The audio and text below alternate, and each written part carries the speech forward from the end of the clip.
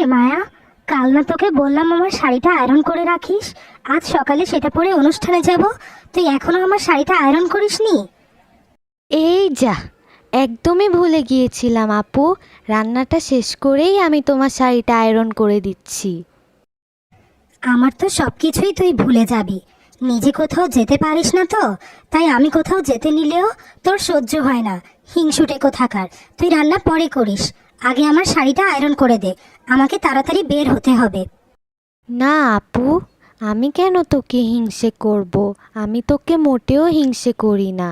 আমি ভাবলাম তুই অনুষ্ঠান থেকে কখন না কখন ফিরবি, তাই রান্নাটা আগে করে রাখলে তুই কিছু খেয়ে যেতে পারবি।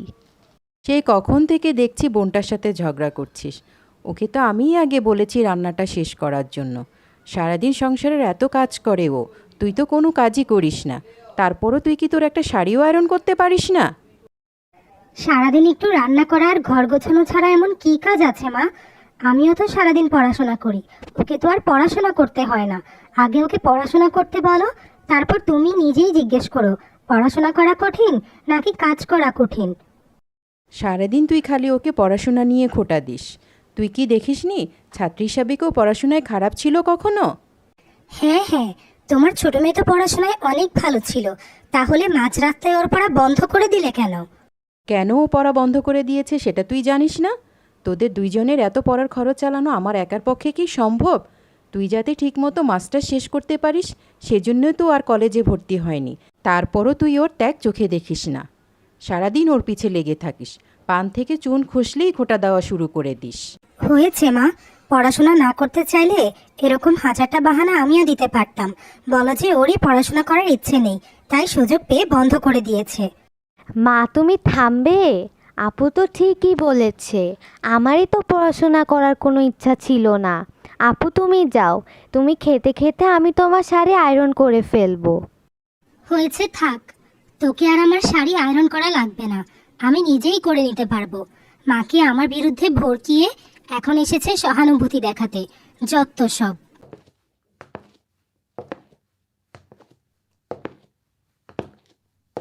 তুই আমাকে থামতে বললি কেন রে মা? তোর যে পড়াশোনা করার কত ইচ্ছে সেটাকে আমার থেকে ভালো আর কেউ বলতে পারবে? তুই যে তোর বোনের জন্য সব কিছু ত্যাগ করে দিচ্ছিস, ও কি তোর এই ত্যাগের দাম দিবে? তোর জন্য তো আমার ভয় হয় রে মা, এই সরলতার কারণে না জানি কোন দিন তুই তোর সব কিছু হারিয়ে ফেলিস। তুমি অযথাই চিন্তা করছো মা। আপু কি আমার পর? আপু তো আমার বড় বোন, আপু আমার সাথে কখনোই এমন করবে না। না করলেই ভালো, সৃষ্টিকর্তা তোর সহায় হোক, আমি এই দোয়াই করি।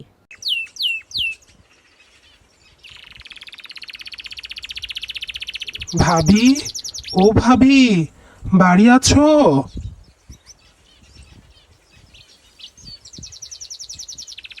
আরে শফিক ভাই, তুমি? আসো আসো, ভিতরে আসো। হ্যাঁ হ্যাঁ, চলো।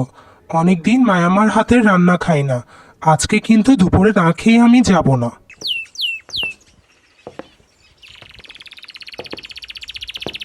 মায়া, ও মায়া, দেখ কে আসছে, তোর চাচা আসছে। তাড়াতাড়ি করে ভাত বাড় তো মা, তোর চাচার বলে অনেক ক্ষুধা পেয়েছে। মায়া, ভাত বাড়তে বাড়তে তুমি আমারে একটু বলো ভাই, আমি তোমারে যে কাজটা দিয়েছিলাম আমার কাজটা কি হয়েছে? আমি মেয়েটাকে নিয়ে অনেক দুশ্চিন্তায় থাকি, কাজটা হয়ে গেলে আমি একটু শান্তি পাবো। তুমি চিন্তা করো না ভাবি, আমি সব কাজ শেষ করেই তোমার কাছে আসছি। আগামী সপ্তাহের মধ্যেই তুমি জমির কাগজপত্র পেয়ে যাবে। যাক, তুমি যে আমাকে কতটা নিশ্চিন্ত করলে তুমি জানো না ভাই। সৃষ্টিকর্তা তোমার মঙ্গল করুক। ও ভাবি, তোমাকে তো আরেকটা সুখবর দিতে ভুলেই গেছি। ছায়া মায়ের জন্য একটা ভালো পাত্র পেয়েছি, পাশের গ্রামে থাকে, খুব বড় ব্যবসায়ী।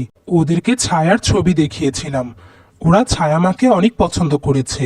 তোমার অনুমতি পেলে আমি ওদেরকে নিয়ে আসবো আগামী সপ্তাহে। ওরা বিয়ের কাজে বেশি দেরি করতে চাচ্ছে না। এটা তো খুবই খুশির খবর ভাই। ছায়া আর মায়া তো ছোটবেলা থেকে তোমার আদরেই মানুষ হয়েছে। তুমি যখন ছেলেকে ভালো বলছো তাহলে আমার কোনো আপত্তি নেই, তুমি ওদেরকে নিয়ে আসো। ঠিক আছে ভাবি, আমি কালই ছেলেপক্ষকে এই সুখবর জানিয়ে দিব। তুমি ছায়া মায়ের বিয়ের আয়োজন করো। ছায়া, ও ছায়া, মায়া, কই গেলি রে তোরা মা? একটু এদিকে আয় তো, তোদের সাথে একটু কথা আছে।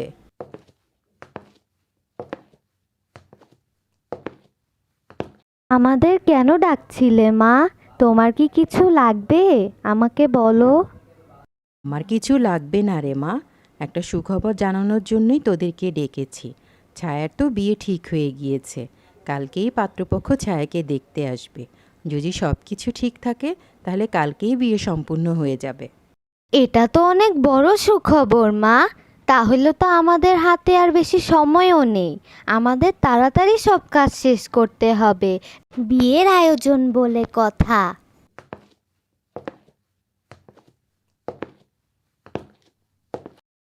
কি ব্যাপার মা, তোমাদেরকে অনেক খুশি খুশি লাগছে? কি নিয়ে কথা বলছিলে তোমরা? খুশির খবরই তো রে মা, তোর বিয়ে ঠিক হয়ে গিয়েছে। আমরা সেটা নিয়েই কথা বলছিলাম। কাল বরপক্ষ তোকে দেখতে আসবে, সব ঠিক থাকলে কালই বিয়ে সুসম্পূর্ণ হয়ে যাবে। জানো আপু, দুলাভাই তো অনেক বড় লোক, অনেক বড় ব্যবসায়ী। কেন, বড়লোক দেখে কি তোর অনেক হিংসে লাগছে? আমার জন্য তো এরকম যোগ্য পাত্রই আসবে, আমার জন্য কি রাস্তার ভিখিরি আসবে? তুই এভাবে কথা বলছিস কেন রে মা? ও তো তোকে খারাপ কিছু বলেনি। সবসময় গায়ে পড়ে তুই ওর সাথে ঝগড়া করিস কেন? তুই কি আর শুধরাবি না কখনো? থাক মা, আমাকে আর শুধরাতে হবে না। তুমি তো তোমার ছোট মেয়ের দোষ কখনো চোখেই দেখবে না। আমি তো পরের বাড়িতে চলেই যাচ্ছি, পারলে নিজের ছোট মেয়েটাকেই সামলাও।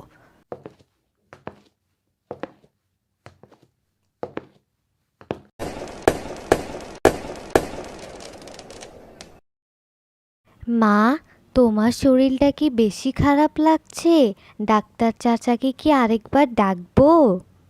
না রে মা, ডাক্তার ভাইকে আর ডাকা লাগবে না। তোকে না বলেছিলাম ছায়াকে একটু ফোন করতে? ফোন করেছিস? ছায়া এখনও আসছে না কেন?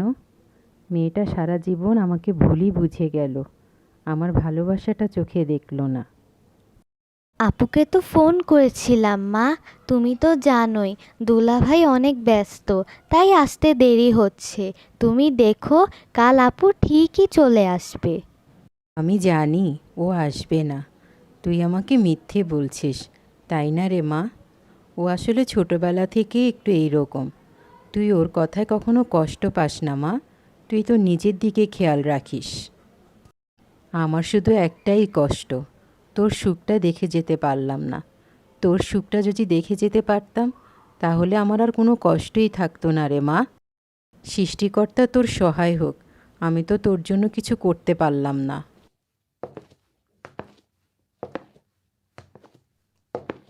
তুই আর কাঁদিস না রে বোন, মা বাবা তো সবার চিরকাল বেঁচে থাকে না। তুই একা একা ঘরের মধ্যে থাকবি, আমার তোর জন্য অনেক চিন্তা হবে। তোর দুলা ভাইয়ের ব্যবসাও আজকাল ভালো যাচ্ছে না। একটা কাজ কর, তুই আমাদের সব জায়গা সম্পত্তির দলিল আমাকে দিয়ে দে, সেগুলো আমি ভালো করে গুছিয়ে রাখবো। আর তোর দুলা ভাইকে বলবো একটা লোক রেখে যেন ওগুলোর দেখাশোনা করে।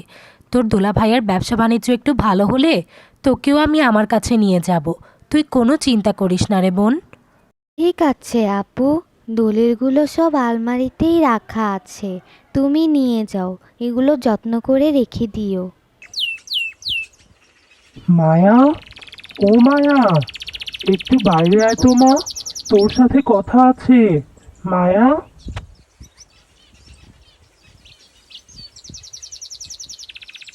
ও চাচা, আপনি আসুন, ভিতরে আসুন। আপনি তো এখন এদিকে আসেনি না। না রে মা, আমার অনেক কাজ, আমি আজ বসতে আসিনি। কিন্তু তুই এটা কি করলি? তোর সব জায়গা সম্পত্তি ছায়ার নামে লিখে দিলি?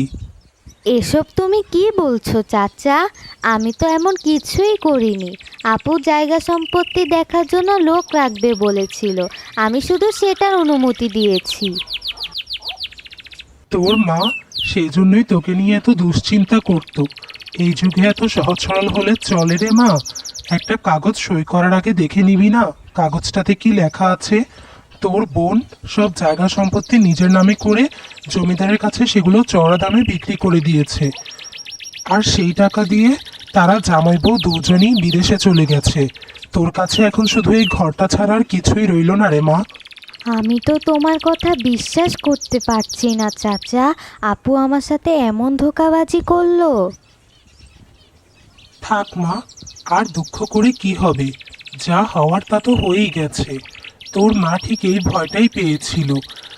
এই নে, তোর মা তোর জন্য একটা চিঠি রেখে গেছে। একটুখানি জায়গা সম্পত্তির জন্য আপু আমার সাথে এরকম করলো। আর যদি মা বেঁচে থাকতো তাহলে কতই না কষ্ট পেত।